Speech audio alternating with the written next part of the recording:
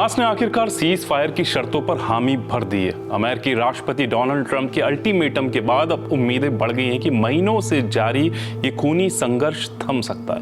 Trump ने चेतावनी दी थी, रविवार शाम 6 बजे तक समझौता होना ही चाहिए, वरना नतीजे ऐसे होंगे जो दुनिया ने पहले कभी नहीं देखे होंगे। यही वजह है कि अब हमास बंधकों की रिहाई से लेकर हथियार छोड़ने तक कई अहम शर्तों को मानने के लिए तैयार हो गया है। पृष्ठभूमि और इतिहास। लेकिन दोस्तों, ये समझने से पहले कि ये शांति समझौता कितना असरदार होगा, जरूरी है कि जाने इस युद्ध की जड़ें। 7 अक्टूबर 2023 यही वो तारीख है जब हमास ने अचानक इजराइल पर हमला किया। उस हमले में 1200 से ज्यादा लोग मारे गए और करीब 250 नागरिकों को बंधक बना लिया गया। जवाब में इजराइल ने गाजा पर व्यापक सैन्य कार्रवाई छेड़ी और तब से अब तक 68,000 से ज्यादा लोगों की मौत हो चुकी।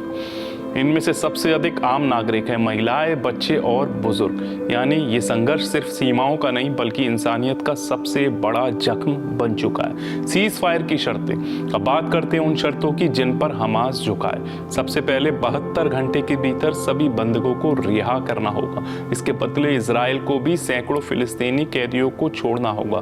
गाजा से रॉकेट और हथियार बंद हमले बंद होंगे। बदले में इजराइल चरणबद्ध तरीके से अपनी सेनाओं को हटाएगा।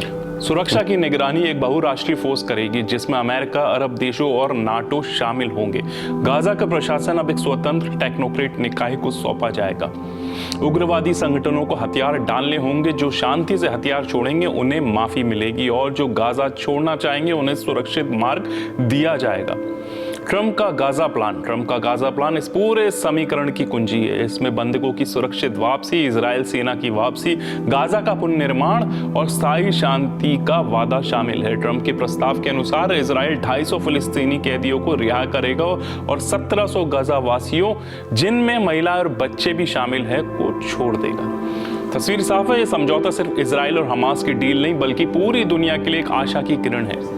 लेकिन सबसे बड़ा सवाल अब भी बरकरार है, क्या हथियार सचमुच थम जाएंगे? क्या गाजा और इजराइल के बच्चे अब बमों की आवाज की जगह स्कूल की घंटियां सुन पाएंगे? और क्या ये प्लान इतिहास बदल देगा या फिर यह भी दुनिया की एक और अधूरी कोशिश बनकर रह जाएगा? हम इस पर लगातार नजर बनाए रखेंगे और आपको हर ताजा अपडेट देंगे।